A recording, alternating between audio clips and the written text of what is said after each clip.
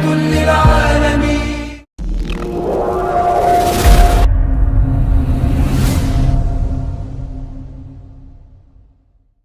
Assalamualaikum warahmatullahi wabarakatuh.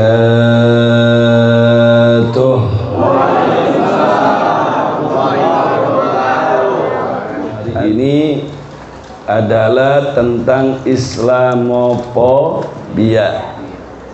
Islamofobia ini dari sisi etimologi adalah bahasa Inggris yang sudah diindonesiakan.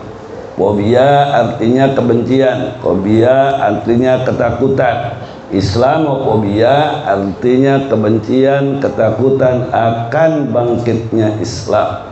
Nah, secara terminologi adalah semua tindakan, ucapan dan segala bentuk kebijakan-kebijakan yang mencerminkan kebencian, yang mencerminkan segala bentuk yaitu penolakan terhadap syariat agama Allah Subhanahu wa taala, itu termasuk ke dalam kategori Islamofobia. Nah, sebelum saya lanjutkan, kira-kira Islamofobia bahaya apa tidak? Bahaya. Jawab yang kompak, Islamofobia bahaya apa tidak? Orang-orang Islamofobia kalau begitu musuh apa saudara? Kawan apa lawan? Biarkan apa lawan? Siap lawan mereka. Takbir. Maka Islamofobia ini harus kita bahas tuntas. Belum lagi saudara, yang paling hebat saudara, Islamofobia ini mencetak dari dulu sampai sekarang membuat istilah-istilah yang mengkotak-kotakkan umat Islam. Ada Islam moderat lah, ada Islam aliran keras lah, ada Islam radikal, ada Islam radikul, ada Islam ekstremis, ada Islam fundamentalis. Saya ingin ingatkan bahwa istilah-istilah ini adalah produk Islamofobis yang dirintis oleh kaum orientalis. Seperti Imam Bonjol sama orang Belanda kan disebut radikal. Betul.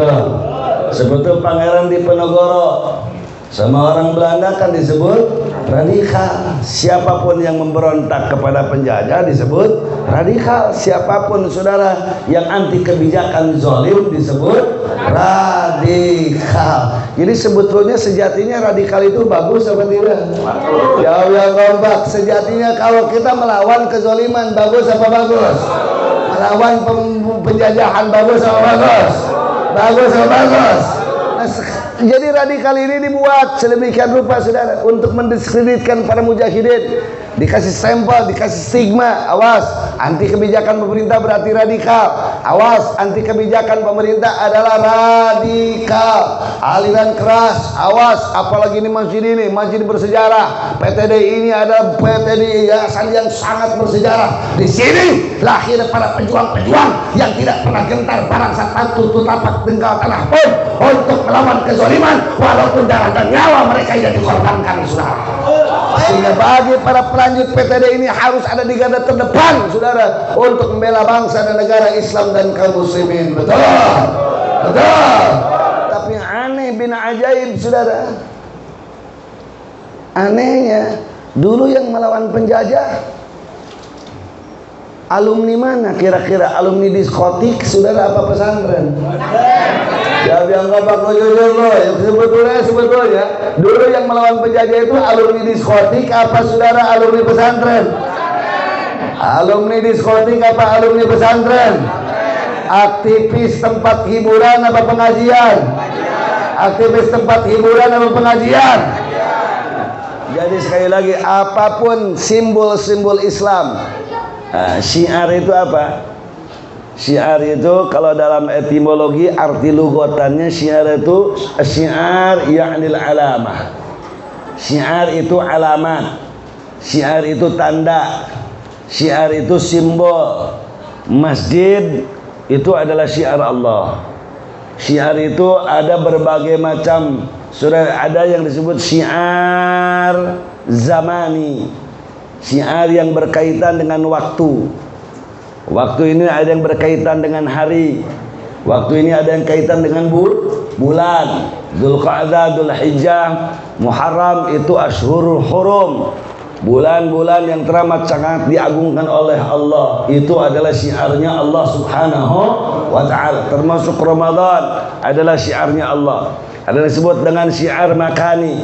Syiar, simbol, tanda kemuliaan Islam dari tempat seperti majlis, seperti masjid, seperti apa lagi itu? Makkah, Madinah. Terus lagi apa itu? Masjidil Haram, Masjidil Aqsa, Masjid An-Nabawi, Ka'bah Al-Musharrafah. Haram satu pun kita biarkan orang saudara untuk melecehkan semua syiar-syiar Allah. Betul? Nah, Islamophobia, mereka akan berusaha untuk meruntuhkan saudara syiar-syiar Islam tersebut, wibawa-wibawa Islam tersebut saudara. Manakala kita lengah, manakala kita biarkan saudara mereka, maka mereka tidak akan punya saudara, tidak akan punya cegahan dari kita, akan lebih leluasa untuk merendahkan simbol-simbol Islam tersebut. Jelas apa jelas? Dan salah satu cara untuk melawan Islamophobia adalah salah satunya dalami syariat agama Allah. Dalami, jiwai syariat agama Allah. Dalami kitab suci Al-Quran, dalami as-sunnah, dalami aqwalul ulama salafan wa khalafan, sehingga kita betul-betul faham apa itu Islam, apa tujuan Islam, apa itu sumber Islam, apa itu tujuan Islam ditetapkan oleh Allah Subhanahu wa ta'ala. Betul? Termasuk syariat agama Islam, sehingga saudara umat Islam tidak akan mudah saudara jadi korban Islamophobia. Jelas apa jelas?